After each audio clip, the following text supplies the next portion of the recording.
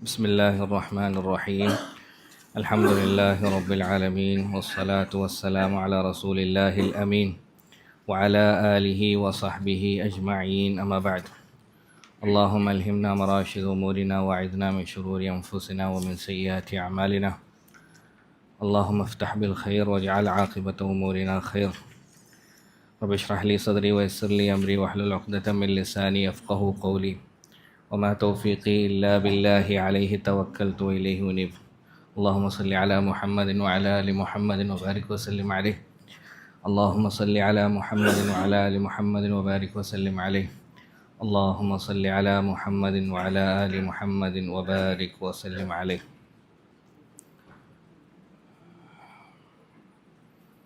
അല്ലാഹു സുബ്ഹാനഹു വ തആല നമ്മൾ അനുഷ്ഠിക്കുന്ന മുഴുവൻ കർമ്മങ്ങളും നമ്മളിൽ നിന്ന് സ്വീകരിക്കുമാറാകട്ടെ. റസൂലുള്ളാഹി സ്വല്ലല്ലാഹു അലൈഹി വസല്ലമയുടെ ചരിത്രം പറയുക കേൾക്കുക എന്നതിലുപരിയായിട്ട് അത് ഉൾക്കൊള്ളാനും പരമാവധി ജീവിതത്തിൽ പകർത്താനും അല്ലാഹു തൗഫീഖ് നൽകുമാറാകട്ടെ. കുറച്ച് ദിവസങ്ങൾക്ക് മുമ്പ് നമ്മുടെ ഒരു ഷെയ്ഖ്, ലോകപ്രശസ്തനായ പണ്ഡിതനാണ് അദ്ദേഹം, ഷെയ്ഖ് സയ്യിദ് അൽ കമലി എന്ന അദ്ദേഹത്തിൻ്റെ പേര്, മൊറോക്കോക്കാരനാണ്. ലോകത്ത് തന്നെ ഇപ്പോൾ ജീവിച്ചിരിക്കുന്നതിൽ അറിയപ്പെട്ട വലിയൊരു പണ്ഡിതനാണ്. അപ്പോൾ അദ്ദേഹത്തിൻ്റെ ഒരു അനുഭവം പറയുന്നുണ്ട്. അദ്ദേഹം പറയാണ്, ഞങ്ങളുടെ കൂടെ ഗ്രാമത്തിൽ, ഞങ്ങളുടെ നാട്ടിൽ, മൊറോക്കോയിൽ റബാത്ത് എന്ന് പറഞ്ഞ സ്ഥലത്ത് താമസിക്കുന്ന സാധാരണക്കാരിയായ വൃദ്ധയായ ഒരു സ്ത്രീ അവരുടെ ഒരു അനുഭവം ഷെയ്ഖിനോട് നേരിട്ട് പറയുകയുണ്ടായി.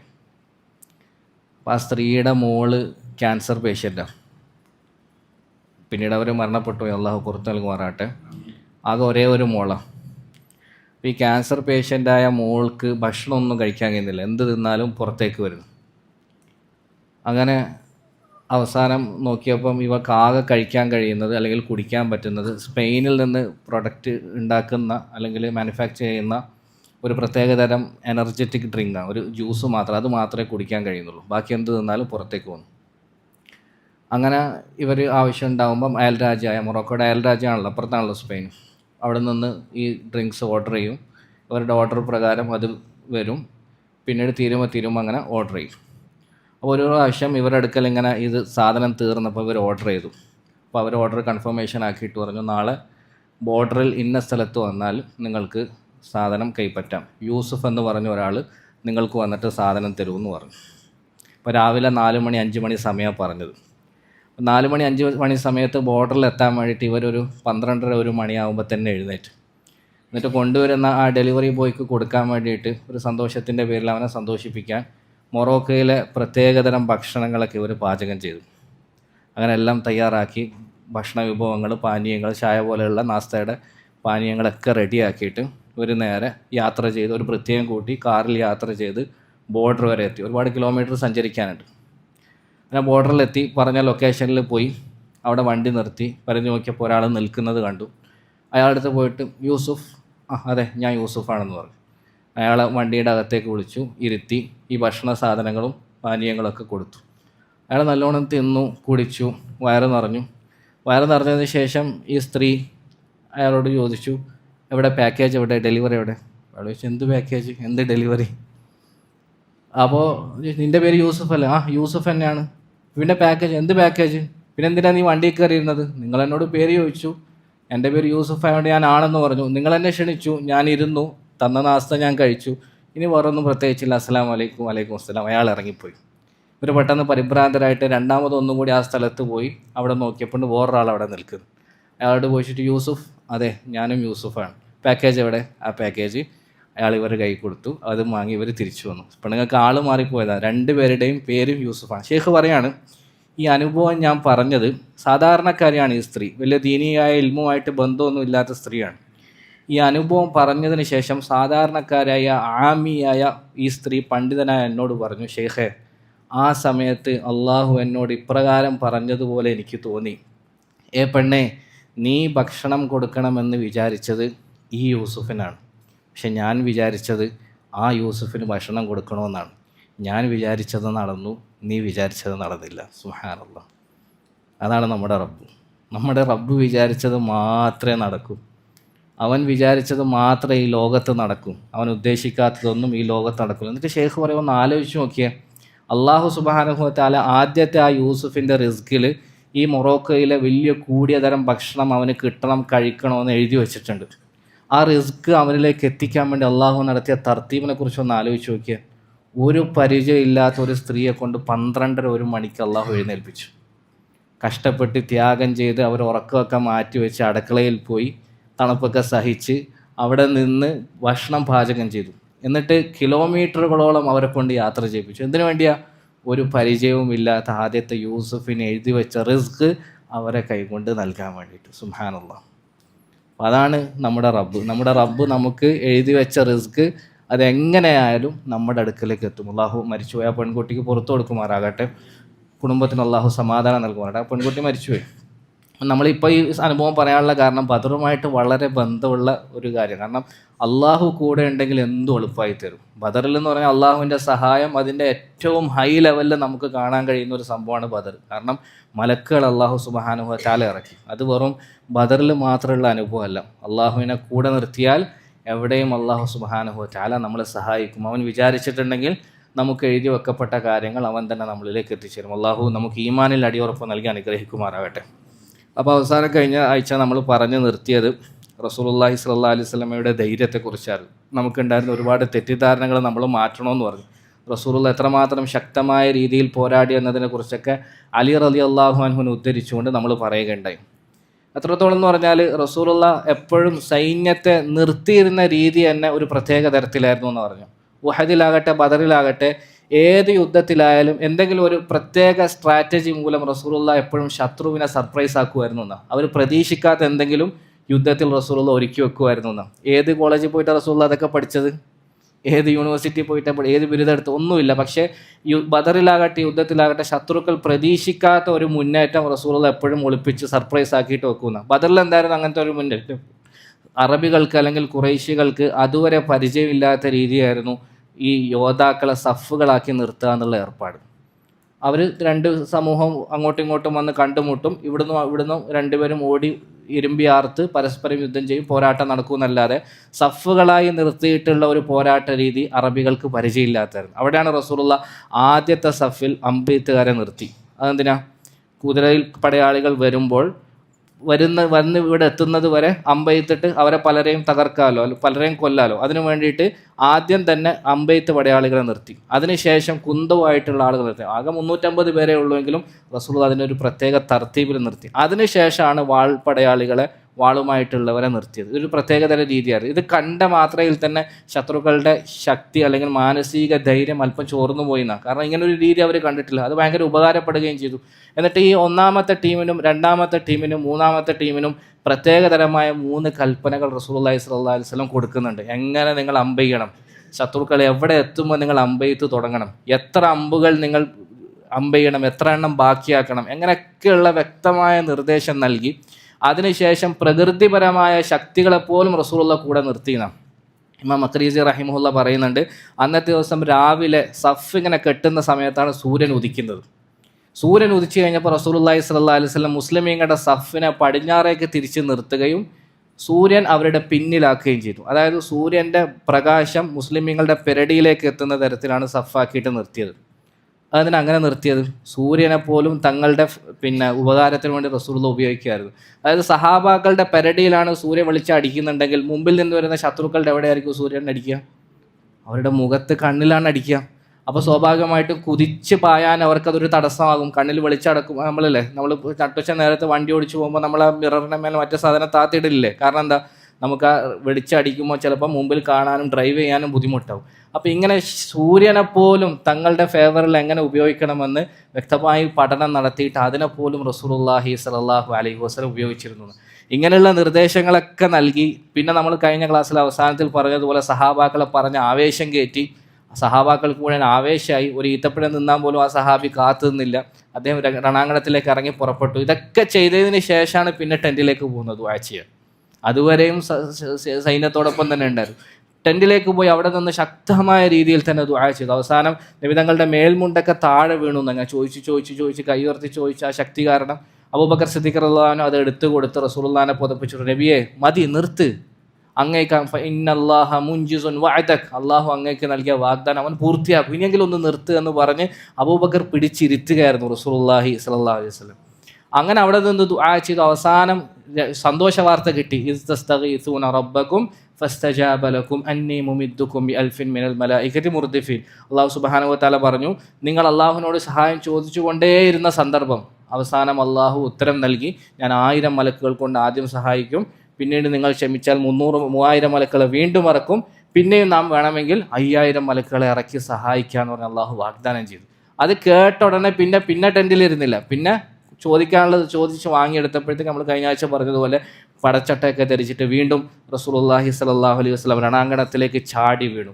അവിടെ താഴെ ഉണ്ടായിരുന്ന കുറച്ച് മണൽ വാരിയിട്ട് റസൂൽ ഇങ്ങനെ വലിച്ചെറിഞ്ഞു, നശാഹത്തിൽ വുജൂഹ് എന്ന് പറഞ്ഞുകൊണ്ട് വലിച്ചെറിഞ്ഞു. ചരിത്രകാരന്മാർ പറയുന്നു, അതിനുശേഷം ആ ഏറ് ശത്രുക്കളിൽ നിന്നുള്ള ഒരാൾ പോലും ഒഴിയാതെ എല്ലാവരുടെ മുഖത്തും കണ്ണിലും ഒക്കെ മൂക്കിലൊക്കെ ആയിട്ട് അവരതുകൊണ്ട് ഇടങ്ങേറായിരുന്നു. അതിനെക്കുറിച്ചും ഖുർആൻ പറയുന്നുണ്ട്, വമാ റമൈത ഇദ് റമൈത വലാകിന്നല്ലാഹ റമ. നബിയെ, എറിയുന്ന സമയത്ത് അങ്ങല്ല ശരിക്കും എറിഞ്ഞത്, കൈകൊണ്ട് എറിഞ്ഞത് അങ്ങാണെങ്കിലും അള്ളാഹു സുബ്ഹാനഹു വ തആലയാണ് അതിനെ ഉന്നം കൊള്ളിപ്പിച്ചതും മുഴുവൻ ശത്രുക്കളുടെ കണ്ണിലും മൂക്കിലും ഒക്കെ ആക്കി. അത് വിജയത്തിന് പ്രധാന ഒരു ഘടകമായി ഭവിച്ചു എന്നാണ്. അപ്പം അവിടെയും റസൂലുള്ളാഹി ഉണ്ട്.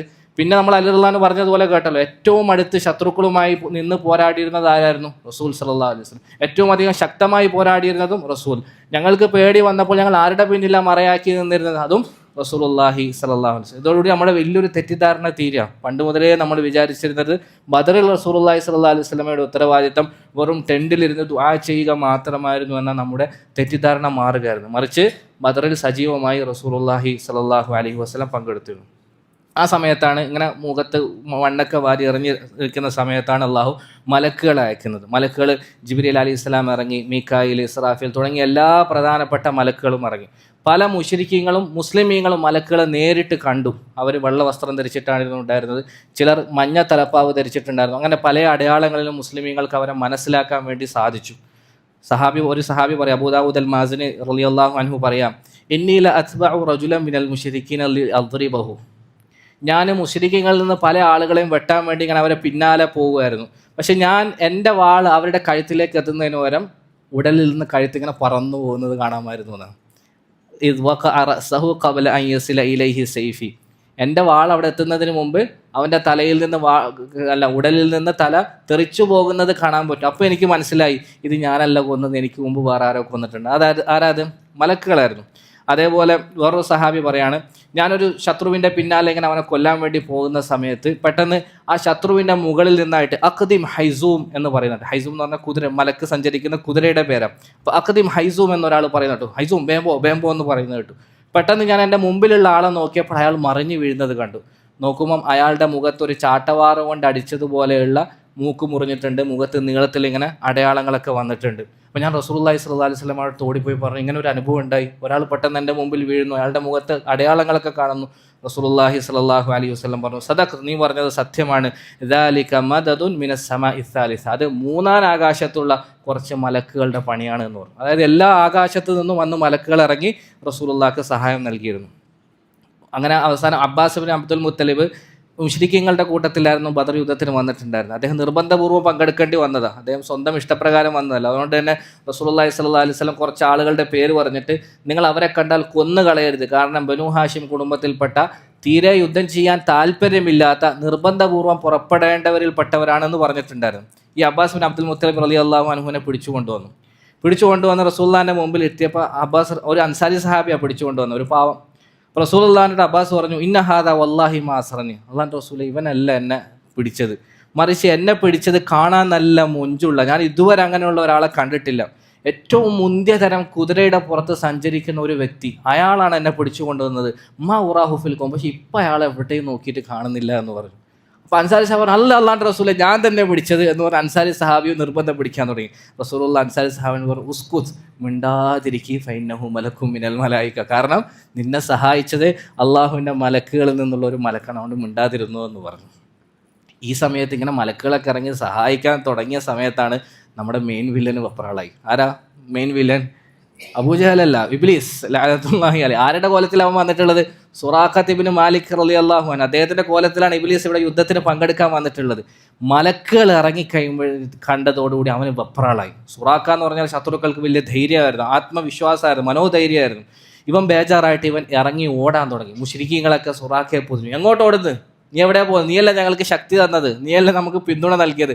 ആ സമയത്ത് ഖുർആൻ പറയുന്നുണ്ട്, പിന്നെ ഇന്നി അറാ മാ ലാ തറൗന ഇന്നി അഖാഫുല്ലാഹ് ഇന്നി ബരീഉം മിൻക ഇന്നി അറാ മാ ലാ തറൗന ഇന്നി അഖാഫുല്ലാഹ് വല്ലാഹു ശദീദുൽ ഇഖാബ്. സുറാഖ മുശ്രിക്കീങ്ങളോട് പറഞ്ഞു, നിങ്ങൾ കാണാത്ത പലതും ഞാനിപ്പം കാണുന്നുണ്ട്.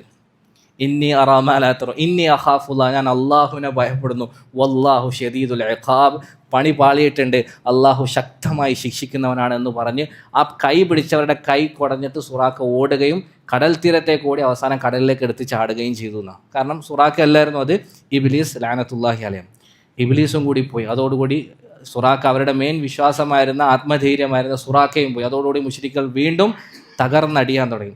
ഈ സമയത്താണ് മുശ്രിക്കീങ്ങളുടെ നേതാവായിരുന്ന അബൂജഹൽ ലഅനത്തുല്ലാഹി അലൈഹി അവൻ മറിഞ്ഞു വീഴുന്നത്, അവൻ വധിക്കപ്പെടുന്നത്.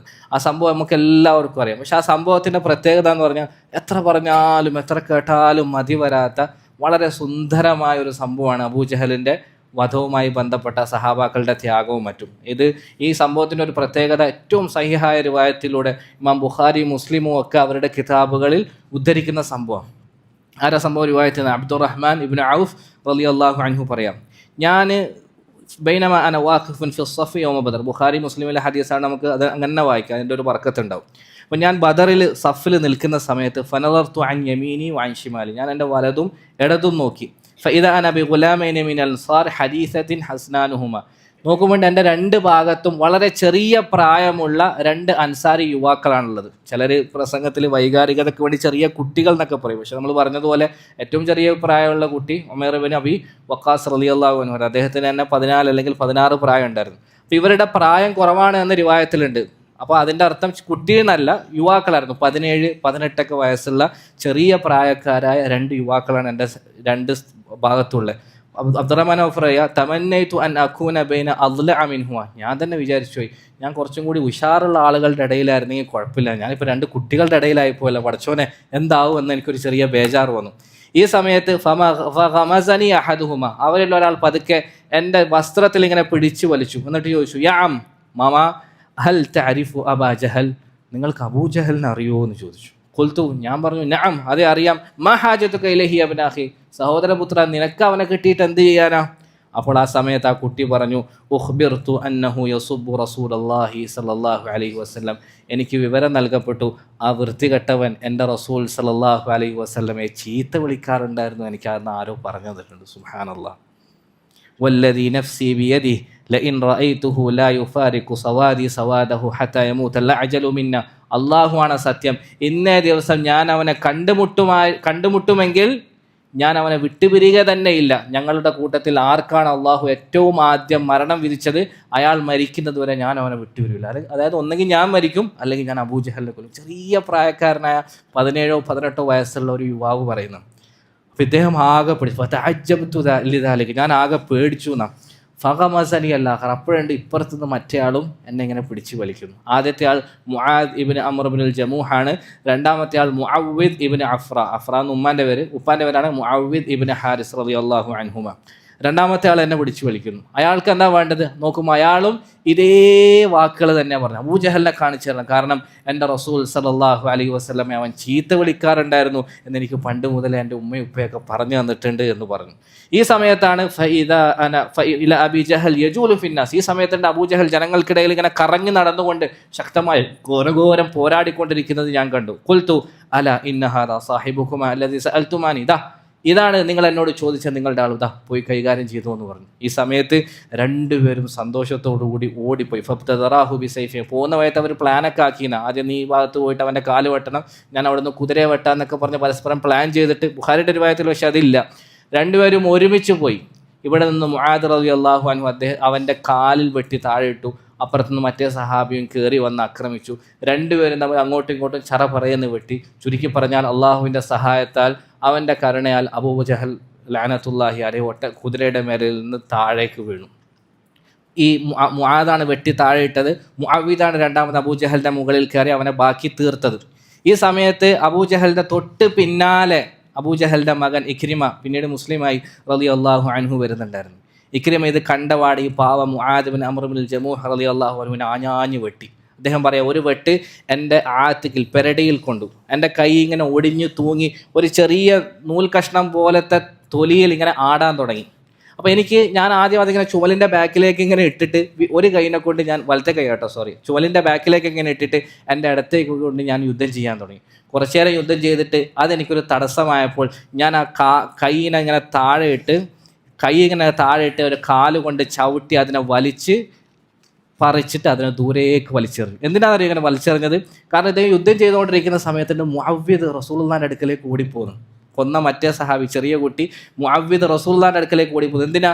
ഞാനാണ് അബൂജഹലിനെ കൊന്നത് എന്ന സന്തോഷ വാർത്ത റസൂലുള്ളാഹിനെ അറിയിക്കാൻ വേണ്ടി. ഇതും കൂടി ആയപ്പോൾ എളുപ്പത്തിൽ റസൂലുള്ളാഹി സ്വല്ലല്ലാഹി അലൈഹി വസല്ലമയുടെ അടുക്കൽ എത്താൻ വേണ്ടി ഉള്ള കൈ എടുത്ത് ചവിട്ടി പറിച്ചിട്ട് അത് ദൂരത്തേക്ക് എറിഞ്ഞിട്ട് മുആദും റസൂലുള്ളാഹി സ്വല്ലല്ലാഹു അലൈഹി വസല്ലമയുടെ അടുക്കലേക്ക് പോയി. എന്നിട്ട് നബി തങ്ങളെ അറിയിച്ചു. അപ്പോൾ അയ്യുക്കുമാ ഖതല, റസൂലുള്ളാഹി അവിടുന്ന് ചോദിച്ചു, ആരാണ് കൊന്നത് എന്ന് ചോദിച്ചു.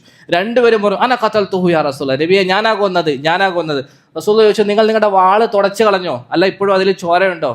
അവർ പറഞ്ഞില്ല, ഞങ്ങൾ വാള് തുടച്ച് കളഞ്ഞിട്ടില്ല എന്ന് പറഞ്ഞു. റസൂലുള്ള രണ്ടുപേരുടെയും വാള് നോക്കിയപ്പോൾ രണ്ടാളുടെ വാളിലും അബൂജഹലിൻ്റെ ചോരയുണ്ട്. റസൂലുള്ള പറഞ്ഞു, കിലാക്കുമാ ഖതലഹു, നിങ്ങൾ രണ്ടുപേരും ഒരുമിച്ചാണ് അബൂജഹലിനെ കൊന്നത്. സുബ്ഹാനല്ലാഹ്, ഒരു നേതാവിനെ നോക്കിയാൽ യുദ്ധത്തിൻ്റെ നടുക്കിരിക്കുമ്പോഴും തൻ്റെ അടുക്കലേക്ക് ഓടി വന്ന ആ രണ്ട് ചെറുപ്പക്കാർ റസൂലുള്ള പരിഗണിക്കുകയാണ്. അവർക്ക് രണ്ടുപേർക്കും റസൂലുള്ള ഒരു ഗെയിം കളിക്കുന്ന പോലെ വാള് നോക്കട്ടെ എന്നൊക്കെ പറഞ്ഞ് അവരെ സന്തോഷിപ്പിക്കാൻ വേണ്ടി നിങ്ങൾ രണ്ടുപേരുമാണ് കൊന്നത് എന്ന് പറഞ്ഞ് അവരെ സമാധാനിപ്പിച്ചു. ഈ മുആദ് റളിയല്ലാഹു അൻഹു പിന്നീട് ഈ ഒരു കൈയുമായിട്ട് ഉസ്മാൻ ഇബ്നു അഫ്ഫാൻ റളിയല്ലാഹു അൻഹുവിൻ്റെ കാലഘട്ടം വരെ ജീവിച്ചു. ഉസ്മാൻ ഇബ്നു അഫ്ഫാൻ റളിയല്ലാഹു അൻഹുവിൻ്റെ കാലഘട്ടത്തെ മരിക്കുന്നത്. പക്ഷേ രണ്ടാമത്തെ സഹാബി ഉണ്ടല്ലോ മുഅവ്വിദ്, ബദരീങ്ങളിൽപ്പെട്ട 14 ശുഹദാക്കളിൽ ഒരാളുടെ പേര് പരതുമ്പോൾ നമുക്ക് കാണാൻ പറ്റും മുഅവ്വിദ് ഇബ്നു അഫ്റാ റളിയല്ലാഹു അൻഹു. പിന്നീടുള്ള യുദ്ധത്തിൽ, ബാക്കി സമയത്തുള്ള യുദ്ധത്തിൽ പാവപ്പെട്ട ആ യുവാവായ ചെറിയ പ്രായക്കാരനായ അബൂജഹലിനെ വെട്ടിവീഴ്ത്തിയ ആ സഹാബി അള്ളാഹുവിൻ്റെ റഹ്മത്തിലേക്ക് ഷഹാദത്ത് വരിച്ചുകൊണ്ട് യാത്രയായതായിട്ട് നമുക്ക് കാണാൻ പറ്റും. നമ്മളൊന്ന് ആലോചിച്ച് നോക്കേണ്ടത് 17-18 വയസ്സുള്ള 2 കുട്ടികൾ അല്ലെങ്കിൽ യുവാക്കളാണ്. നമ്മൾ കുറേ വയസ്സ് ഇപ്പോഴും നമ്മളിപ്പോൾ ചെയ്തുകൊണ്ടിരിക്കുന്നത് എന്താ? എല്ലാ പ്രസംഗത്തിലും എല്ലാ സംസാരത്തിലും ഉമ്മത്തിനെ ചീത്ത വിളിച്ചുകൊണ്ടിരിക്കുക. ഇന്നത്തെ സമൂഹത്തിൻ്റെ അവസ്ഥ എന്താണ്, പുതിയ തലമുറയെ കാണുന്നില്ല എന്നൊക്കെ പറഞ്ഞ് നമ്മൾ ഒരുപാട് കുറ്റപ്പെടുത്തിക്കൊണ്ടിരിക്കുക. പക്ഷെ നമ്മൾ ആലോചിക്കേണ്ടത് നമ്മൾ എന്ത് സമർപ്പിച്ചു എന്നാണ്. ഒരു പാവപ്പെട്ടവൻ അവൻ്റെ കൈ കൊടുത്തു, മറ്റവൻ അവൻ്റെ ജീവൻ തന്നെ കൊടുത്തു. ചെറിയ പ്രായമുള്ളൂ, ഇത്രയും വർഷം, എനിക്കൊക്കെ എന്ന് പറഞ്ഞാൽ 29-30 വയസ്സായി. ഈ ജീവിതത്തിനിടയിൽ ഞാൻ എന്ത് അള്ളാഹുവിന് വേണ്ടി സമർപ്പിച്ചു, ഞാൻ എത്ര വിയർപ്പുതുള്ളികൾ അള്ളാഹുവിന് വേണ്ടി ഉറ്റിച്ചു എന്നൊക്കെ ആലോചിക്കേണ്ട സമയമാണ്. നമ്മൾ ഓരോരുത്തരും നമ്മുടെ അവസ്ഥയെക്കുറിച്ച് ചിന്തിക്കേണ്ട സമയം. അള്ളാഹു സുബ്ഹാനഹു വ തആല മഹാന്മാരായ സഹാബാക്കളെ പോലെ നമ്മളെയും ആക്കി തീർക്കുമാറാകട്ടെ. അതിനുശേഷം പിന്നീട് റസൂൽ സല്ലല്ലാഹു അലൈഹി വസല്ലമ അബൂജഹൽ മരിച്ചോ ഇല്ലേ എന്ന് ഉറപ്പിക്കാൻ വേണ്ടി സഹാബാക്കളോട് പറഞ്ഞു, നിങ്ങളിൽ ആരെങ്കിലും ഒരാൾ പോയിട്ട് അബൂജഹലിന് എന്ത് പറ്റിയെന്ന് നോക്കൂ എന്ന് പറഞ്ഞു. ആ സമയത്ത് അബൂജഹലിന് എന്ത് പറ്റിയെന്ന് നോക്കാൻ വേണ്ടി എഴുന്നേറ്റ വ്യക്തി മെലിഞ്ഞൊരു സഹാബി. അദ്ദേഹത്തിൻ്റെ പ്രത്യേകത കാല് കൊടക്കാലാണ്, അതായത് കാൽത്തണ്ട വളരെ നേർന്ന് മെലിഞ്ഞ് ബാക്കി കാലിങ്ങനെ വീതിയുള്ള, അത് ഒരു ന്യൂനതയാണ്. അങ്ങനെയുള്ള അവസ്ഥയുടെ പലരും അദ്ദേഹത്തെ മക്കയിൽ വെച്ച് കളിയാക്കുമായിരുന്നു. ഈ അബൂജഹൽ തന്നെ പലപ്പോഴും യാ റുവൈഇയൽ ഗനം, ആട്ടിടിയൻ ചക്ക എന്ന് പറഞ്ഞ് നിസ്സാരനാക്കിയിട്ട് കളിയാക്കുകയും ആക്രമിക്കുകയും ഒരുപാട് ഇടങ്ങേറാക്കുകയും ചെയ്ത ആ മെലിഞ്ഞ സഹാബി ചാടി എഴുന്നിട്ട്, അതായിരുന്നു അത് അബ്ദുല്ലാഹ് ഇബ്നു മസ്ഊദ് റളിയല്ലാഹു അൻഹു. അദ്ദേഹം ചാടി എഴുന്നിട്ട് അബൂജഹലിന് എന്ത് പറ്റിയെന്ന് നോക്കാൻ വേണ്ടി പോയി. അബൂജഹൽ ഒരുപാട് തവണ മക്കയിൽ വെച്ച് ഇദ്ദേഹത്തെ പീഡിപ്പിച്ചിട്ടുണ്ട്, ആക്രമിച്ചിട്ടുണ്ട്. നേരെ അബൂജഹലിൻ്റെ അടുത്ത് എത്തിയപ്പോഴത്തേക്ക് അവൻ മരിച്ചിട്ടില്ല. 2 സഹാബാക്കളുടെ വെട്ട് കൊണ്ടിട്ടുണ്ടെങ്കിൽ ശരിക്കും ചരിത്രകാരന്മാർ പറയുന്നത് അള്ളാഹു മരിപ്പിക്കാത്തയാണെന്ന് പറയുന്നത്. കാരണം അവസാനം വരെ മുശ്രിക്കീങ്ങളുടെ അവസ്ഥ കണ്ട്, അവർ പരാജയപ്പെടുന്ന രംഗം കണ്ട് നിന്ദ്യതയും നിസ്സാരതയും ദുഃഖവും വിഷമവും ഒക്കെ അങ്ങേയറ്റം അനുഭവിച്ചിട്ട് മാത്രം മരിച്ചാൽ മതിയെന്ന് അള്ളാഹു തീരുമാനിച്ചതുകൊണ്ട് അവനിൽ ചെറിയൊരു ജീവൻ്റെ അംശം ബാക്കിയായി. ഇബ്നു മസ്ഊദ് റളിയല്ലാഹു അൻഹു അവൻ്റെ അടുക്കൽ പോയി അവൻ്റെ നെഞ്ചത്ത് കാല് കയറ്റി വെച്ചു, അവൻ്റെ താടിയിൽ പിടിച്ചിങ്ങനെ കുലുക്കി, നീയാണോ അബൂജഹൽ എന്നൊക്കെ ചോദിച്ചു. ആ സമയത്തും അഹങ്കാരത്തോടുകൂടി പല മറുപടികളും അവൻ പറഞ്ഞു. അതായത് പിന്നെ സാധാരണ നമ്മൾ ഈ ഉമ്മത്തിൻ്റെ ഫിർഔൻ എന്നാണ് അബൂജഹലിനെ കുറിച്ച് പറയുന്നത്. പക്ഷേ ഫിർഔന് ലഅനത്തുല്ലാഹി അലൈഹി അവൻ മരിക്കാൻ വേണ്ടി പോകുന്ന സമയത്തും നൈൽ നദിയിൽ മുങ്ങാൻ വേണ്ടി പോകുന്ന സമയത്തും ഞാൻ മൂസയുടെ റബ്ബിൽ വിശ്വസിച്ചിരിക്കുന്നു എന്ന് പറഞ്ഞിട്ടുണ്ട്. അപ്പോഴാണ് അള്ളാഹു പറഞ്ഞത്, ഇനി നിനക്ക് തിരിച്ചു മടങ്ങാനുള്ള അവസരമില്ല. പക്ഷേ അബൂജഹൽ എന്ന് പറഞ്ഞാൽ ഈ ഉമ്മത്തിലെ ഫിർഔൻ മരിക്കുന്ന സമയത്തും അഹങ്കാരത്തിൻ്റെ വാക്കുകൾ, ധാർഷ്ട്യത്തിൻ്റെ വാക്കുകൾ, ധിക്കാരത്തിൻ്റെ വാക്കുകൾ മാത്രമേ പറഞ്ഞു. അവൻ പറഞ്ഞൊരു വാക്ക്, ഫല ഉഗൈറു അക്കാരിൻ ഖതലനി കൃഷിക്കാരനല്ലാത്ത വേറെ ആരെങ്കിലും എന്നെ കൊന്നതിനെ കുറച്ചും കൂടി അഭിമാനം ഉണ്ടാവും. ഇതിപ്പോൾ കൃഷിക്കാരായ അൻസാരികൾ കൃഷിക്കാരാണല്ലോ, കൃഷിക്കാരായ 2 പിള്ളേരല്ലേ എന്നെ കൊന്നത്, കുറച്ചും കൂടി നല്ല പവറുള്ള പ്രതാപമുള്ള ആൾ എന്നെ കൊന്നിരുന്നെങ്കിൽ നന്ദി. എപ്പോഴാണ് പറയുന്നത്? പറയാൻ പറ്റാത്ത അവസ്ഥയിൽ, നാവൊന്ന് ചലിപ്പിക്കാൻ പോലും പറ്റാത്ത അവസ്ഥയിൽ. ഈ സമയത്ത് ഇബ്നു മസ്ഊദ് റളിയല്ലാഹു അൻഹു പാവം പൊട്ടിപ്പറഞ്ഞ അദ്ദേഹത്തിൻ്റെ കയ്യിലുള്ള വാൾ കൊണ്ട് 3-4 വെട്ടി. പക്ഷേ വലാ യഹ്തികു ഫീഹി ഷൈഅ, അവൻ്റെ ശരീരത്തിൽ ഒരു പോറൽ പോലും ഈ വാൾ കൊണ്ട് ഏൽപ്പിക്കാൻ കഴിയുന്നില്ല. കാരണം അവൻ ഫുൾ ഉടയാടകൾ അണിഞ്ഞിട്ടാണ്. ആ സമയത്ത് നോക്കുമ്പോൾ അവൻ്റെ കയ്യിൽ നല്ല വിലയേറിയ കൂടിയ വാളുണ്ട്. ഇബ്നു മസ്ഊദ് റളിയല്ലാഹു അൻഹു അവൻ്റെ കയ്യിലൊന്ന് വെട്ടിയപ്പോൾ അവൻ്റെ കയ്യിൽ നിന്ന് ആ വാൾ വീണു. ആ വാളെടുത്ത് അവൻ്റെ മുഖത്തുണ്ടായിരുന്ന മറ്റേ നമ്മൾ പറഞ്ഞല്ലോ മിഗ്ഫർ എന്ന് പറഞ്ഞ സാധനം, മുഖംമൂടി, ആ മുഖംമൂടി മാറ്റി അവൻ്റെ വാള് കൊണ്ട് തന്നെ, വിലപിടിപ്പുള്ള അവൻ്റെ വാള് കൊണ്ട് തന്നെ അവൻ്റെ തല വെട്ടി. ഇങ്ങനെ അവരെ കൊലപ്പെടുത്തിയിട്ട് റസൂലുള്ളാഹി സ്വല്ലല്ലാഹു അലൈഹി വസല്ലമയുടെ അടുക്കൽ വന്നിട്ട് പറഞ്ഞു, ഞാൻ അബൂജഹലിനെ പോയി നോക്കി, അബൂജഹലിനെ ഞാൻ കൊന്നിട്ടുണ്ട്. അത്ഭുതത്തോടു കൂടി റസൂലുള്ളാഹി സ്വല്ലല്ലാഹു അലൈഹി വസല്ലം അല്ലാഹില്ലദീ ലാ ഇലാഹ ഇല്ലഹു, അല്ലാഹുവാണ് ഇബ്നു മസ്ഊദേ നീ പറഞ്ഞത് ശരിയാണോ? ചില റിവായത്തുകളിൽ 3 പ്രാവശ്യം എന്നെ കൊണ്ട് സത്യം ചെയ്യിപ്പിച്ചു എന്നാ. ഞാൻ പറഞ്ഞു അല്ലാഹില്ലദീ ലാ ഇലാഹ ഇല്ലഹു, അല്ലാഹുവാണ് സത്യം, നബിയെ ഞാൻ അവനെ കൊന്നു. റസൂലുള്ള പറഞ്ഞു ഫസ്തസ്ബിത്, നീ ഒന്നുകൂടി പോയിട്ട് നോക്കിയിട്ട് ഉറപ്പ് വരുത്തിയിട്ട് വന്നു. ഇബ്നു മസ്ഊദ് റളിയല്ലാഹു അൻഹു പറയാ ഫൻതലഖ്തു വഅന അസ്ആ മിസ്ല ത്വായിർ, ഒരു പക്ഷിയെ പോലെ ഞാൻ പറന്നു ഓടിപ്പോയി, എന്നിട്ട് അവൻ മരിച്ചു എന്ന് ഉറപ്പ് വരുത്തി. സുമ്മ ജിഅ്തു വഅന അസ്ആ മിസ്ല ത്വായിർ, ഒരു പക്ഷിയെ പോലെ ഞാൻ പറന്ന് ഓടി റസൂലുള്ളാഹിയുടെ അടുക്കലേക്ക് വന്നു. ഞാൻ ആ സമയത്ത് ചിരിക്കുന്നുണ്ടായിരുന്നു. നബി തങ്ങൾക്ക് ഈ വാർത്ത അറിയിച്ചു. നബി തങ്ങൾക്ക് ഭയങ്കര സന്തോഷമായി. നബി ഇബ്നു മസ്ഊദിനെയും കൊണ്ട് അവൻ്റെ അടുക്കലേക്ക് വന്നു. എന്നിട്ട് അവൻ്റെ മുമ്പിൽ നിന്നുകൊണ്ട് ഹാദാ ഫിർഔനു ഹാദിഹിൽ ഉമ്മ, ഇത് എൻ്റെ ഉമ്മത്തികളിൽപ്പെട്ട ഫിർഔനാണ് എന്ന് പറയുകയും ചെയ്തു. അബൂജഹലും കൂടി മരിച്ചപ്പോഴത്തേക്ക് ശത്രുക്കളെല്ലാവരും പിന്തിരിഞ്ഞോടാൻ തുടങ്ങി. മുസ്ലിമീങ്ങളുടെ വിജയം ഉറപ്പായി. അങ്ങനെ എല്ലാവരും പിരിഞ്ഞു പോകുന്നതിനിടയിൽ എല്ലാവരും തിരിഞ്ഞോടി. ഏകദേശം മുസ്ലിമീങ്ങളിൽ നിന്ന് 14ഓളം പേര് ഷഹീദായി, മുശ്രിക്കീങ്ങളിൽ നിന്ന് 70 പേര് ഷഹീദായി, 70 പേരെ തടവുകാരായിട്ട് പിടിക്കപ്പെട്ടു. യുദ്ധം ഏകദേശം അവസാനിച്ചു. റസൂലുള്ളാഹി സ്വല്ലല്ലാഹു അലൈഹി വസല്ലം അബ്ദുല്ലാഹി ഇബ്നു റവാഹ, സെയ്ദ് ഇബ്നു ഹാരിസ എന്ന് പറഞ്ഞ 2 സഹാബാക്കളെ മദീനത്തേക്ക് അയച്ചു, തങ്ങൾ യുദ്ധത്തിൽ ജയിച്ച സന്തോഷ വാർത്ത അറിയിക്കാൻ വേണ്ടിയിട്ട്. നബി തങ്ങളുടെ പതിവായിരുന്നു ഏത് യുദ്ധം കഴിഞ്ഞാലും അതേ സ്ഥലത്ത് തന്നെ 3 ദിവസം താമസിക്കുമായിരുന്നു. അതെല്ലാ യുദ്ധങ്ങൾക്ക് ശേഷം റസൂലുള്ളാഹി താമസിച്ചിരുന്നു. പിന്നെ പരിക്കേറ്റവരെ പരിചരിക്കാനുണ്ട്, പിന്നെ ഈ സംഘം തന്നെ രണ്ടാമത് തിരിച്ചു വരുവോ ഇല്ലയെന്ന് ഉറപ്പിക്കാനുണ്ട്, പിന്നെ ബാക്കി ശുഹദാക്കളെ മറമാടാനുണ്ട്, ശത്രുക്കൾപ്പെട്ട് മരിച്ചവരുടെ ശരീരം എവിടെയെങ്കിലും കൊണ്ടുപോയി ഇടാനുണ്ട്. ഇതിനൊക്കെ വേണ്ടിയിട്ട് എല്ലാ യുദ്ധം കഴിഞ്ഞിട്ടും റസൂലുള്ളാഹി 3 ദിവസം താമസിക്കുമായിരുന്നു. ബദറിലും റസൂലുള്ളാഹി സ്വല്ലല്ലാഹു അലൈഹി വസല്ലം 3 ദിവസം താമസിച്ചു. ഈ സമയത്താണ് റസൂലുള്ളാഹി ഉത്ബത്ത് ബിൻ റബീഅ, ഷൈബത്ത് ബിൻ റബീഅ, അബൂജഹൽ പോലെയുള്ള മക്കത്തെ പ്രധാനപ്പെട്ട പല ആളുകളെയും ബദറിൻ്റെ കിണറുകളിൽ നിന്നുള്ള ഒരു കിണറിലേക്ക്, ഒരു പൊട്ടക്കിണറ്റിലേക്ക് കൊണ്ടുപോയി ഇടുന്നത്. അവിടെ ഇട്ടതിന് ശേഷം ആ കിണറിൻ്റെ പുറത്ത് നിന്നിട്ട് റസൂലുള്ളാഹി ചോദിക്കും വല്ലദീ നഫ്സും പിന്നെ ഹൽ വജത്തും മാ വഅദ റബ്ബുക്കും ഹഖ യാ ഉത്ബ യാ ഷൈബ, നിങ്ങളുടെ റബ്ബ് നിങ്ങളോട് വാഗ്ദാനം ചെയ്തത് നിങ്ങൾക്ക് കിട്ടിയോ? ഫഇന്നി വജത്തു മാ വഅദനി റബ്ബി ഹഖ, എന്നോട് എൻ്റെ റബ്ബ് വാഗ്ദാനം ചെയ്തത് ഞാനിതാ കണ്ടിരിക്കുന്നു. അല്ലേ, ഞാനൊരു സന്ദേശവുമായി വന്നു, നിങ്ങളോട് സ്വീകരിക്കാൻ പറഞ്ഞു, സ്വീകരിച്ചിട്ടില്ലെങ്കിൽ നിങ്ങൾക്ക് പരാജയപ്പെടേണ്ടി വരുമെന്ന് പറഞ്ഞു. അതൊക്കെ നിങ്ങളിപ്പോൾ അനുഭവിക്കുന്നില്ലേ? എനിക്കും എൻ്റെ റബ്ബ് വാഗ്ദാനം ചെയ്തത് ഞാനും കണ്ടെത്തിയിരിക്കുന്നു എന്ന് പറഞ്ഞു. അപ്പോൾ ഉമർ റളിയല്ലാഹു ചോദിക്കുന്നു, റസൂലെ അങ്ങെന്താ മരിച്ചവരോട് സംസാരിക്കുകയാണോ? ഇവരങ്ങയുടെ വാക്കുകൾ കേൾക്കുമോ? റസൂലുള്ളാഹി സ്വല്ലല്ലാഹു അലൈഹി വസല്ലം പറഞ്ഞു, നിങ്ങൾ കേൾക്കുന്നത് പോലെ തന്നെ ഈ സമയത്ത് എന്നെ ഇവരും കേൾക്കുന്നുണ്ട്. ഇമാം ഖതാദ റഹിമഹുല്ലാഹ് പറയാണ്, ആ സമയത്ത് അള്ളാഹു അവർക്ക് ജീവൻ കൊടുക്കുകയും അവർക്ക് റസൂലുള്ളാഹിൻ്റെ വാക്ക് കേൾപ്പിക്കുകയും ചെയ്തു. പക്ഷെ അവർക്ക് മറുപടി പറയാൻ കഴിയില്ല. എന്തിനു വേണ്ടി അങ്ങനെ കേൾപ്പിച്ചത്? അവരുടെ നിസ്സാരതയും ദുഃഖവും വിഷമവും ഒക്കെ ഇരട്ടി ആക്കിപ്പിക്കാൻ വേണ്ടിയിട്ട്. അങ്ങനെ അതോടുകൂടി ബദർ യുദ്ധം ഏകദേശം കഴിഞ്ഞു. ബദറിൽ കൊല ചെയ്യപ്പെട്ട മറ്റൊരു പ്രധാനിയായിരുന്നു ഉമയ്യത്ത് ബിൻ ഖലഫ് ലഅനത്തുല്ലാഹി അലൈഹി. ഉമയ്യത്ത് ബിൻ ഖലഫിൻ്റെ പേര് നമ്മൾ എവിടെ കേട്ടിട്ടുള്ളത്? ബിലാൽ മുഅദ്ദിൻ റളിയല്ലാഹു അൻഹുവിനെ ഏറ്റവും കൂടുതൽ പീഡിപ്പിച്ച സഹാബി. നമ്മൾ അബൂജഹലിൻ്റെ മരണത്തെക്കുറിച്ച് കേട്ടിട്ടുണ്ട്, പക്ഷേ ഉമയ്യത്ത് ബിൻ ഖലഫിൻ്റെ മരണത്തെക്കുറിച്ച് കേൾക്കാനുള്ള സാധ്യത കുറവാണ്. ഉമയ്യത്ത് യുദ്ധത്തിൽ കൊല ചെയ്യപ്പെട്ടില്ല, അതുകൊണ്ടാണ് യുദ്ധത്തിൻ്റെ ഇടയ്ക്ക് പറയാത്തത്. യുദ്ധമൊക്കെ തീർന്നു കഴിഞ്ഞിട്ട് തടവുകാരെ പിടിച്ച് 70ഓളം തടവുകാരെ പിടിച്ചപ്പം അതിലൊരാളായിരുന്നു ഉമയ്യത്ത് ബിൻ ഖലഫ്. പക്ഷേ തടവുകാരുടെ കൂട്ടത്തിൽ തന്നെ 2-3 ആളുകൾ, അതായത് ഏറ്റവും ക്രൂരന്മാരായ, പണ്ട് മുസ്ലിമീങ്ങൾക്ക് ഏറ്റവും ദ്രോഹം ഏൽപ്പിച്ച നദർ ബിൻ ഹാരിസ്, അതുപോലെ തന്നെ ഉഖ്ബത്ത് ബിൻ അബീ മുഅയ്ത്ത്. ഉഖ്ബത്ത് ബിൻ അബീ മുഅയ്ത്ത് എന്ന് പറഞ്ഞാൽ റസൂലുള്ളാഹിനെ പണ്ട് ഒരു തുണി കൊണ്ട് കഴുത്തു മുറുക്കി കൊല്ലാനൊക്കെ ശ്രമിച്ച മുശ്രിക്കുണ്ടല്ലോ, ഇവരൊക്കെ റസൂലുള്ളാഹി തടവുകാരായി പിടിക്കപ്പെട്ടതിന് ശേഷം കൊല്ലാൻ പറഞ്ഞു. കാരണം അവരത്രയും വൃത്തികേട് ചെയ്തതുകൊണ്ട്. ഉമയ്യത്ത് ബിൻ ഖലഫിൻ്റെ കാര്യത്തിൽ തീരുമാനമായിട്ടില്ല. ഉമയ്യത്ത് ഇങ്ങനെ പേടിച്ച് വരച്ച് തടവുകാരുടെ കൂട്ടത്തിൽ നിൽക്കുക. ആ സമയത്താണ് അബ്ദുറഹ്മാൻ ബിൻ ഔഫ് റളിയല്ലാഹു അൻഹു, അശറത്തുൽ മുബശ്ശിരീങ്ങളിൽപ്പെട്ട മുസ്ലിമീങ്ങളിലെ പ്രധാനപ്പെട്ട സഹാബി, അതിലൂടെ നടന്നു പോകുന്നത്. അബ്ദുറഹ്മാൻ ബിൻ ഔഫിൻ്റെ പ്രത്യേകത, അദ്ദേഹത്തിൻ്റെ ഉമ്മ റസൂലുള്ളാഹി സ്വല്ലല്ലാഹു അലൈഹി വസല്ലമക്ക് ജന്മം നൽകുന്ന സമയത്ത് ആമിന ബീവിയുടെ അടുത്തുണ്ടായിരുന്നു എന്നാണ്. ആമിന ബീവിയും അബ്ദുറഹ്മാൻ ബിൻ ഔഫിൻ്റെ ഉമ്മയും തമ്മിൽ ചങ്ങായിമാരായിരുന്നു. അപ്പോൾ റസൂലുള്ളാഹിക്ക് ജന്മം നൽകുന്ന സമയത്ത് ആ റൂമിൽ ഇദ്ദേഹത്തിൻ്റെ ഉമ്മ ഉണ്ടായിരുന്നു എന്നാണ്. അശറത്തുൽ മുബശ്ശിരീങ്ങളിൽപ്പെട്ട ആദ്യകാലത്ത് ഇസ്ലാം സ്വീകരിച്ചതാണ്. അബൂബക്കർ സിദ്ദീഖ് റളിയല്ലാഹു അൻഹുവിൻ്റെ കൈകളിലൂടെ മുസ്ലിമായ സഹാബിയാണ്. ഈ അബ്ദുറഹ്മാൻ ബിൻ ഔഫിൻ്റെയും ഉമയ്യത്ത് ബിൻ ഖലഫിൻ്റെയും ഇടയിൽ പണ്ട് മുതലേ ഒരു ചങ്ങാത്തമുണ്ട്. ചെറുപ്പത്തിൽ അവർ കളിച്ച് വളർന്ന് ഒരുമിച്ച് വലുതായവരാണ്. പിന്നീട് അബ്ദുറഹ്മാൻ ബിൻ ഔഫ് മുസ്ലിമായപ്പോൾ അദ്ദേഹത്തിൻ്റെ പേര് ആദ്യം അബ്ദു അമ്ർ എന്നായിരുന്നു, അമ്രിൻ്റെ അടിമ എന്നായിരുന്നു. മുസ്ലിമായപ്പോൾ അദ്ദേഹം റഹ്മാനായ റബ്ബിൻ്റെ അടിമ എന്ന അർത്ഥത്തിൽ അബ്ദുറഹ്മാൻ എന്ന പേര് മാറ്റി. പക്ഷെ ഉമയ്യത്തിന് ഈ പേര് ഇഷ്ടമല്ല.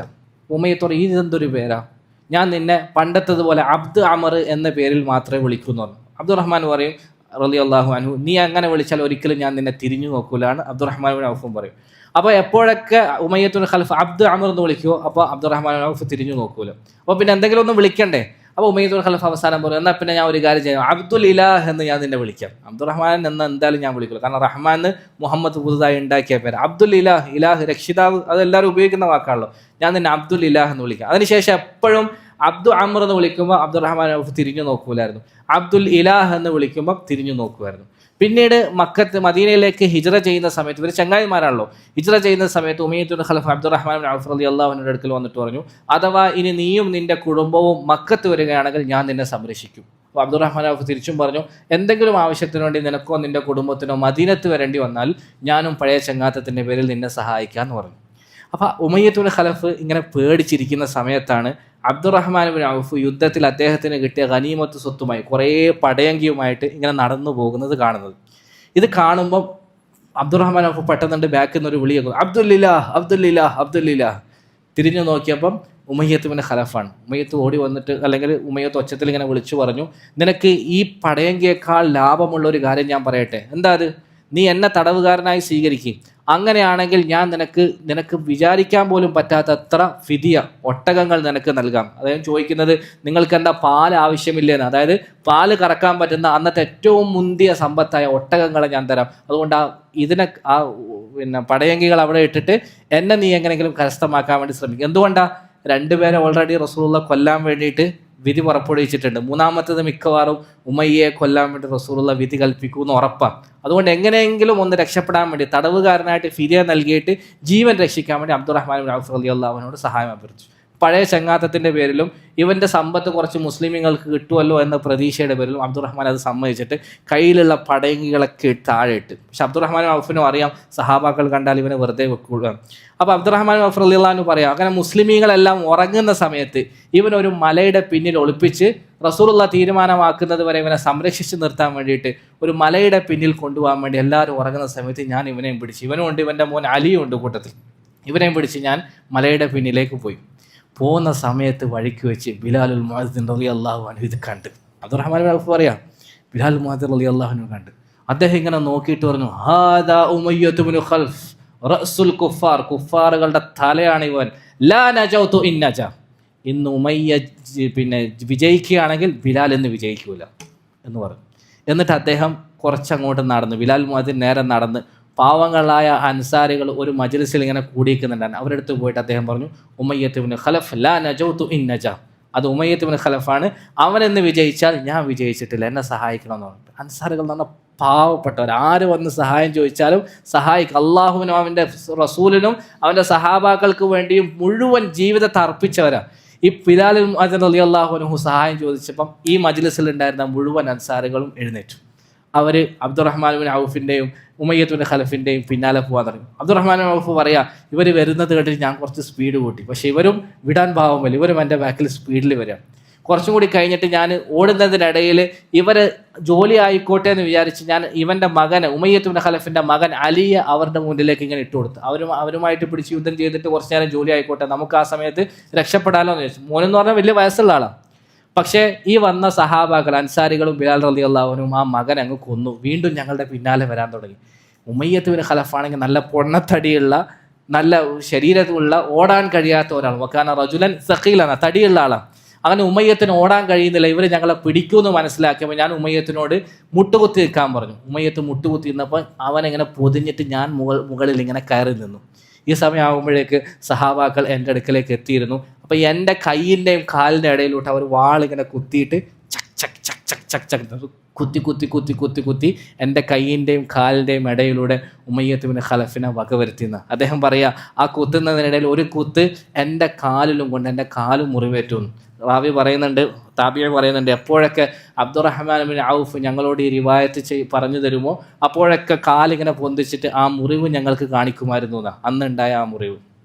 അങ്ങനെ വളരെ നിന്ദ്യമായ രീതിയിലാണ് ഉമയ്യത്ത് ബിൻ ഖലഫ് ലഅനത്തുല്ലാഹി അലൈഹി അന്ന് കൊല ചെയ്യപ്പെടുന്നത്. ഉമയ്യത്ത് ബിൻ ഖലഫിനെ കൊന്ന് അതിനുശേഷം ഒരു 5-6 മണിക്കൂർ കഴിഞ്ഞിട്ടാണ് മക്കയിലെ പ്രധാനപ്പെട്ട ആളുകളൊക്കെ റസൂലുള്ള പൊട്ടക്കിണറ്റിലേക്ക് കൊണ്ടുപോയി ഇടാൻ വേണ്ടിയിട്ട് പോകുന്നത്. ആ സമയത്ത് ഉമയ്യത്ത് ബിൻ ഖലഫിൻ്റെ അടുക്കൽ പോയപ്പോൾ 5-6 മണിക്കൂറേ കഴിഞ്ഞുള്ളെങ്കിൽ പോലും അവൻ്റെ ശരീരം ഇങ്ങനെ അഴുകാൻ തുടങ്ങിയത്, ഡീകമ്പോസ് അല്ലേ അങ്ങനെ പറയല്ലോ, അഴുകാൻ തുടങ്ങിയത്. ആ 5-6 മണിക്കൂറായിട്ടുള്ളൂ. എത്രത്തോളം എന്ന് പറഞ്ഞാൽ അവനെടുത്ത് പൊക്കിയെടുത്ത് പൊട്ടക്കിണറ്റിൽ പോലും കൊണ്ടിടാൻ കഴിയുന്നില്ല. പക്ഷേ അവൻ്റെ മേലെ നല്ല വിലപിടിപ്പുള്ള പടച്ചട്ടയൊക്കെ ഉണ്ടായിരുന്നു. അപ്പോൾ അത് അഴിച്ചെടുത്താൽ മുസ്ലിമീങ്ങൾക്ക് ഉപകാരപ്പെടുമല്ലോ.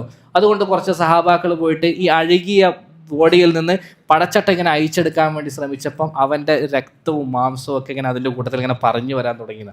റസൂലുള്ളാഹി അവസാനം പറഞ്ഞു, അവനെ വിട്ടേക്ക്, അവിടെ തന്നെ വെച്ചിട്ട് അവൻ്റെ മേലെ കുറച്ച് കല്ലും മണ്ണും ഒക്കെ വാരിയിട്ടിട്ട് അവൻ അവിടെ തന്നെ മൂടിയേക്ക്, അവൻ്റെ ഒരു സാധനം എടുക്കണ്ടെന്ന് പറഞ്ഞു. ബിലാൽ മുഅദ്ദിൻ റളിയല്ലാഹു അൻഹുവിനെ പോലെയുള്ള പല പാവങ്ങളെയും അത്രയും അധികം അവൻ ദ്രോഹിച്ചിട്ടുണ്ടായിരുന്നു. അതുകൊണ്ടാണ് അല്ലാഹു സുബ്ഹാനഹു വ തആല ആ തരത്തിലുള്ള ശിക്ഷ നൽകിയത്. കഥ തീരുന്നില്ല. ഒരുപാട് കാലങ്ങൾക്ക് ശേഷം ഈ സംഭവം എപ്പം പറയുമ്പോഴും അബ്ദുറഹ്മാൻ ബിൻ ഔഫ് പറയുമായിരുന്നു, അവരുടെ സ്നേഹം നോക്കണേ, ബിലാൽ മുഅദ്ദിൻ ഇങ്ങനെയൊക്കെ ചെയ്തല്ലോ, എന്നിട്ടും ഈ സംഭവം പറയുമ്പോൾ അവസാനം അദ്ദേഹം ഇപ്രകാരം പറയാറുണ്ട്, യർഹമുല്ലാഹു ബിലാലൻ, ബിലാലൻ അള്ളാഹു കരുണ ചെയ്യട്ടെ, ദഹബത് അദ്റായി, എൻ്റെ പടച്ചട്ടകളും പോയി, വഫജഅനി ബി അസീറയ്യ, എൻ്റെ 2 തടവുകാരെ വിഷയത്തിൽ ഞാൻ ദുഃഖത്തിലാകുകയും ചെയ്തു. ഞാൻ പടച്ചട്ട ഇട്ടിട്ട് വന്നതെന്തിനാ? ഇവൻ്റെ ഫിദിയ കിട്ടുമെന്ന് ആഗ്രഹിച്ചിട്ടല്ലേ. എൻ്റെ പടച്ചട്ടയും പോയി, അതും കിട്ടാണ്ടായി. പക്ഷേ 2 തടവുകാരെയും എനിക്ക് നഷ്ടപ്പെട്ടു. 2 പേരും തമ്മിൽ പിന്നെ ദേഷ്യമോ വിഷമോ ബുദ്ധിമുട്ടോ ഒന്നും ഉണ്ടായിരുന്നില്ല കേട്ടോ. അത് മനസ്സിലാക്കണമെങ്കിൽ ബിലാൽ മുഅദ്ദിൻ റളിയല്ലാഹു അൻഹു കല്യാണം കഴിച്ചാൽ ഒരു ഭാര്യയുടെ പേര് ഹാല ബിൻത് ഔഫ് എന്നാണ്. എന്താ മനസ്സിലായത്? ഹാല ബിൻത് ഔഫ്, നേരത്തെ പറഞ്ഞ സഹാബി അബ്ദുറഹ്മാൻ ഇബ്നു ഔഫ്. അപ്പോൾ ഹാല ബിൻത് ഔഫ് ആരാ? അബ്ദുറഹ്മാൻ ബിൻ ഔഫ് എന്ന ധനികനായ ഉന്നത കുടുംബത്തിൽ പിറന്ന മക്കയിലെ കുബേരന്മാരിൽ ഏറ്റവും വലിയ നേതാവായിരുന്ന അബ്ദുറഹ്മാൻ ബിൻ ഔഫിൻ്റെ പെങ്ങളെ വിവാഹം ചെയ്തു കൊടുക്കാൻ വേണ്ടി അദ്ദേഹം ഉദ്ദേശിച്ചപ്പോൾ ഹാല ബിൻ ഔഫിനെ ആർക്കാ വിവാഹം ചെയ്തു കൊടുത്തത്? ബിലാലുൽ മുഅദ്ദിൻ റളിയല്ലാഹു അൻഹുവിനാണ് അദ്ദേഹം വിവാഹം ചെയ്തു കൊടുത്തത്. സുബ്ഹാനല്ലാഹ്. അപ്പോൾ അതാണ് അവർ തമ്മിലുള്ള, നമ്മളാണെങ്കിൽ എന്തായാലേ കുലം നോക്കും, ജാതി നോക്കും, നിറം നോക്കും, സൗന്ദര്യം നോക്കും, ഒന്നും നോക്കിയില്ല. ബിലാൽ മുഅദ്ദിൻ എന്ന ആ വ്യക്തിയിലേക്ക് നോക്കിക്കൊണ്ട് അദ്ദേഹം ആ വിവാഹം ചെയ്തു കൊടുക്കുകയാണ്. അപ്പോൾ അവർ തമ്മിൽ അങ്ങനെ ദേഷ്യമൊന്നും ഉണ്ടായിരുന്നില്ല. എന്തായാലും മക്ക മുശ്രിക്കീങ്ങളുടെ വിഷയമല്ല, ഒരു കാഫിറിൻ്റെ വിഷയമല്ല, അതിൻ്റെ പേരിൽ അവർ പരസ്പരം തെറ്റുമായിരുന്നില്ല. പിന്നെ ബദർ യുദ്ധത്തിനെ പറ്റി പറയുമ്പോൾ ഒരുപാട് പറയണം. എനിക്കിങ്ങനെ നീണ്ടു പോകുമോ എന്നുള്ള പേടി കൊണ്ട് ഒരുപാട് ചുരുക്കുന്നത്. ഇപ്പോൾ തന്നെ 3-4 ആഴ്ചയില്ല നമ്മൾ യുദ്ധത്തെക്കുറിച്ച് തന്നെ പറയുന്നല്ലേ. ഓരോ സഹാബികളും വ്യക്തിപരമായി കാണിച്ച പോരാട്ട വീര്യം, ധൈര്യം അതും അപാരമായിരുന്നു. സുബൈർ ബിൻ അവ്വാം റളിയല്ലാഹു അൻഹു പറയാണ്, അന്നത്തെ ദിവസം ഞാൻ ഉബൈദത്ത് ബിൻ സഈദ് ബിൻ ആസ് എന്ന് പറഞ്ഞ ഒരു മുശ്രിക്കിനെ കണ്ടു. അവൻ ഭയങ്കര അഹങ്കാരത്തോടുകൂടി അന അബൂ ദാത്തിൽ കരിഷ്, ഞാൻ ഇന്ന ആളാണെന്ന് പറഞ്ഞ് വലിയ അഹങ്കാരത്തോടുകൂടി കുതിരപ്പുറത്ത് ഇങ്ങനെ ചുറ്റി പോകുന്നുണ്ടായിരുന്നു. അവൻ്റെ പ്രത്യേകത, അവനെന്താ ഇത്ര അഹങ്കാരം എന്നറിയോ? അവനൊരു പ്രത്യേകതരം വസ്ത്രം ധരിച്ചിരുന്നു, ഇരുമ്പിൻ്റെ, മെറ്റലിൻ്റെ. അതിൻ്റെ പ്രത്യേകത, ആ വസ്ത്രത്തിലൂടെ ഇവൻ്റെ കണ്ണല്ലാതെ വേറെ ഒന്നും പുറത്ത് കാണൂല.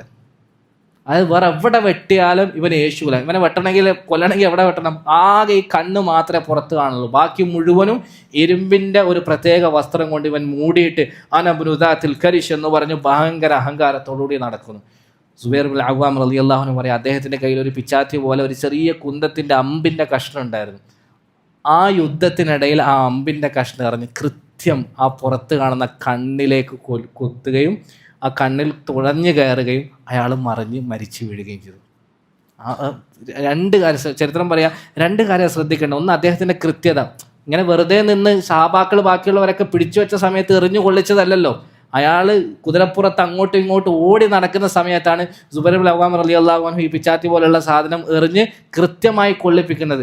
രണ്ടാമത്, ഈ സുബൈർ റളിയല്ലാഹു അൻഹുവിൻ്റെ ശക്തി ആലോചിച്ച് നോക്കണം. ആ കുത്തി കയറിയിട്ട് അയാൾ മരിച്ചു വീണു എന്ന് മാത്രമല്ല, സുബൈർ റളിയല്ലാഹു അൻഹു പറയാം, അതിനുശേഷം ഇത് പുറത്തെടുക്കാൻ വേണ്ടി അവൻ താഴെ വീണിട്ട് എൻ്റെ ഈ പിച്ചാത്തി ഉണ്ടല്ലോ, എൻ്റെ ഈ കുന്തകത്തിൻ്റെ കഷ്ണം, ഇത് പുറത്തെടുക്കാൻ വേണ്ടി ഞാൻ അവൻ്റെ മേലെ കാല് വെച്ചിട്ട് ഇങ്ങനെ വലിച്ചെടുക്കാൻ നോക്കിയെന്ന. സാധാരണ നമ്മൾ കോടാലിയൊക്കെ മരത്തിൽ ഇങ്ങനെ അടിച്ച് ചിലപ്പോൾ ആഞ്ഞ് തറച്ചു പോയാൽ തിരിച്ചത് എടുക്കുമ്പോൾ നമ്മൾ അതിൻ്റെ കൈ മാത്രം ഇങ്ങനെ ഇളകി വരൂലേ, അതുപോലെ ഇങ്ങനെ എടുക്കാൻ വേണ്ടി ഞാൻ എത്ര ശ്രമിച്ചിട്ടും എനിക്ക് സാധിച്ചില്ല.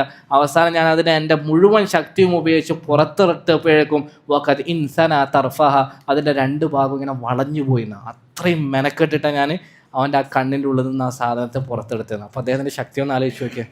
സുബൈർ ഇബ്നുൽ അവ്വാം റളിയല്ലാഹു അൻഹു അദ്ദേഹം പറയാം, അന്ന് ഉർവ റളിയല്ലാഹു അൻഹു അദ്ദേഹത്തിൻ്റെ മകൻ പറയാം, അതിനുശേഷം റസൂലുള്ളാഹി സ്വല്ലല്ലാഹി അലൈഹി വസല്ലമയോട് ഈ കാര്യങ്ങളൊക്കെ പറഞ്ഞപ്പോൾ റസൂൽ പറഞ്ഞ് ആ കുന്തം ഒന്ന് എനിക്ക് തരുമോ എന്ന് ചോദിച്ചു. അങ്ങനെ നബി തങ്ങൾ വഫാത്താകുന്നത് വരെ ആ പിച്ചാത്തി കഷ്ണം അല്ലെങ്കിൽ ആ കുന്തത്തിൻ്റെ കഷ്ണം റസൂലുള്ളാഹിൻ്റെ കയ്യിലായിരുന്നു. റസൂലുള്ള വഫാത്തായതിനു ശേഷം ഇദ്ദേഹം തന്നെ തിരിച്ചെടുത്തു. പിന്നീട് അബൂബക്കർ സിദ്ദീഖ് റളിയല്ലാഹു അൻഹു ഫസഅലഹു ഇയ്യാഹ, അബൂബക്കർ സിദ്ദീഖ് റളിയല്ലാഹു അൻഹു ഫഅഖദഹ, അബൂബക്കർ ചോദിച്ചു. അബൂബക്കറും അത് ഒരു സൊവനീർ പോലെ, ഒരു ഓർമ്മക്കുറിപ്പ് പോലെ അത് തൻ്റെ അടുക്കൽ സൂക്ഷിച്ചു. അബൂബക്കർ മരിച്ചപ്പോഴും ഇദ്ദേഹം എടുത്തു. ഉമർ റളിയല്ലാഹു അൻഹു ഖലീഫ, അദ്ദേഹം ചോദിച്ചു, അദ്ദേഹത്തിനും കൊടുത്തു. ഉമർ റളിയല്ലാഹു മരിച്ചപ്പോഴും ഇദ്ദേഹം എടുത്ു. പിന്നീട് ഉസ്മാൻ റളിയല്ലാഹു അൻഹു ഖലീഫ ആയപ്പോഴും ചോദിച്ചു കൊടുത്തു. പിന്നെ അലി റളിയല്ലാഹു അൻഹു ഖലീഫ ആയപ്പോഴും ചോദിച്ചു കൊടുത്തു. പിന്നെ കുറച്ചാൾ കഴിഞ്ഞിട്ട് അദ്ദേഹം തിരിച്ച് തൻ്റെ അടുക്കലേക്ക് തന്നെ വേണമെന്ന് പറഞ്ഞ് വാങ്ങിച്ചു. അലി റളിയല്ലാഹുവിൻ്റെ കാലഘട്ടത്തിൽ സുബൈർ ബിൻ അവ്വാം റളിയല്ലാഹു അൻഹു കൊല ചെയ്യപ്പെട്ടു. ആ യുദ്ധത്തിൽ മരിച്ചു, ഷഹാദത്ത് വരിച്ചു. ആ സമയം വരെയും അദ്ദേഹത്തിൻ്റെ അടുക്കൽ ബദറിൻ്റെ ആ ഓർമ്മ കൂടെ തന്നെ ഉണ്ടായിരുന്നു എന്നാണ് പറയുന്നത്. റളിയല്ലാഹു അൻഹു വറല്ലാഹു, അള്ളാഹു അദ്ദേഹത്തോടൊപ്പം നമ്മളെയും നാളെ ജന്നാത്തുൽ ഫിർദൗസിൽ ഒരുമിച്ച് കൂട്ടി അനുഗ്രഹിക്കുമാറാകട്ടെ.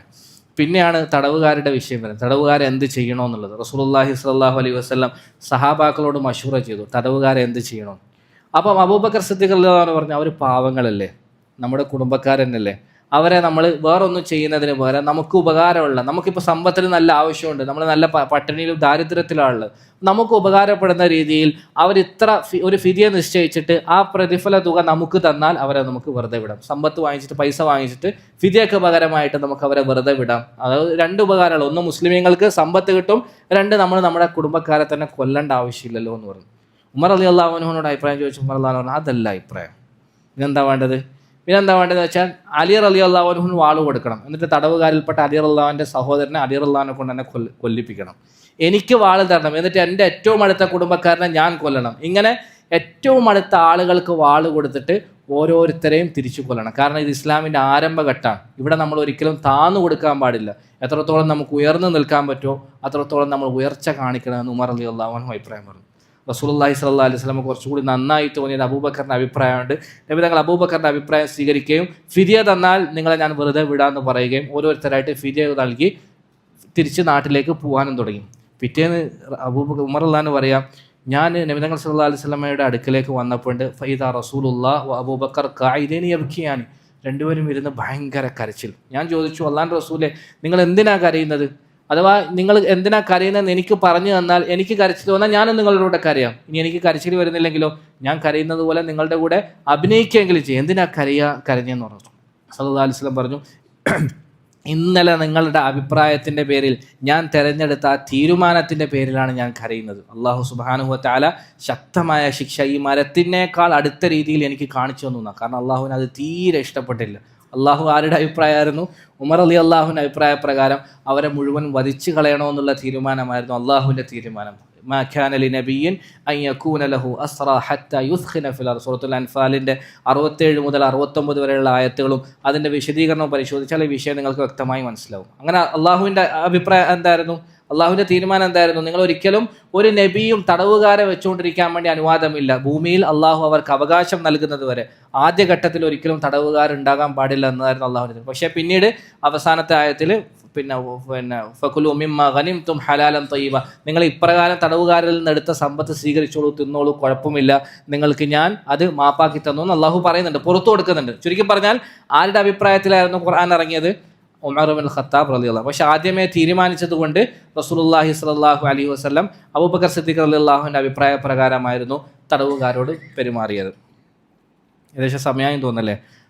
ഇത് ഒരു സംഭവം കൂടി പറഞ്ഞിട്ട് നമുക്ക് നിർത്താം. തടവുകാരിൽ ഒരുപാട് ആളുകൾ, പ്രധാനികളായ ആളുകളുണ്ടായിരുന്നു. തീരെ താല്പര്യമില്ലാതെ പങ്കെടുത്തവരുണ്ടായിരുന്നു, താല്പര്യത്തോടു കൂടി പങ്കെടുത്തവരുണ്ടായിരുന്നു. അങ്ങനെ താല്പര്യമില്ലാതെ പങ്കെടുത്ത ആളുകളിൽപ്പെട്ട ഒരാളായിരുന്നു അതിനു മുമ്പ് പറയാനുള്ളത്, ഈ തടവുകാരെ തിരിച്ച് മദീനയിലേക്ക് കൊണ്ടുവന്ന സമയത്ത് റസൂലുള്ള അറിയാതെ അവരോടൊരു വാക്ക്, അറിയാതല്ല, റസൂലുള്ള ഒരു വാക്ക് പറഞ്ഞു. പക്ഷെ പറഞ്ഞത് ആരോടാ? നമ്മൾ നേരത്തെ പറഞ്ഞ അധിക പേരും ആരായിരുന്നു യുദ്ധത്തിലുണ്ടായിരുന്നത്? പാവങ്ങളായ അൻസാരികളാണ്. റസൂലുള്ള ഒരു വാക്ക് പറഞ്ഞു, ഇസ്തൗസൂ ബിഹിം ഖൈറ, നിങ്ങൾ ഈ തടവുകാരോട് വളരെ നല്ല രീതിയിൽ പെരുമാറണം കേട്ടോ, നിങ്ങൾ ആരെയും ബുദ്ധിമുട്ടിക്കല്ല് എന്ന് പറഞ്ഞു. സഹാബാക്കൾ പറയാം, തടവുകാരായ പലരും ഒന്ന് പറയാം, അന്നത്തെ അബുൽ ആസിബിൻ റബി റസൂലുള്ളാഹി സ്വല്ലല്ലാഹി അലൈഹി വസല്ലമയുടെ മകൾ സൈനബ് റളിയല്ലാഹു അൻഹുവിൻ്റെ ഭർത്താവ് അബുൽ ആസിബിൻ റബി, അദ്ദേഹം അന്ന് മുസ്ലിം ആയിട്ടില്ല, മുശ്രിക്കുകളുടെ കൂടെ നിർബന്ധപൂർവ്വം യുദ്ധത്തിന് വരേണ്ടി വന്ന അദ്ദേഹം പറയാ, ഈ വസിയത്ത് കിട്ടിയതിന് ശേഷം സഹാബാക്കൾ അൻസാറുകൾ മുഴുവനും മാറി. ഞാൻ കുറച്ച് അൻസാറുകളുടെ കൂട്ടത്തിലാണ് ഉണ്ടായിരുന്നത്. ജസാഹുമുല്ലാഹു ഖൈറ, അള്ളാഹു അവർക്ക് നല്ല പ്രതിഫലം നൽകട്ടെ.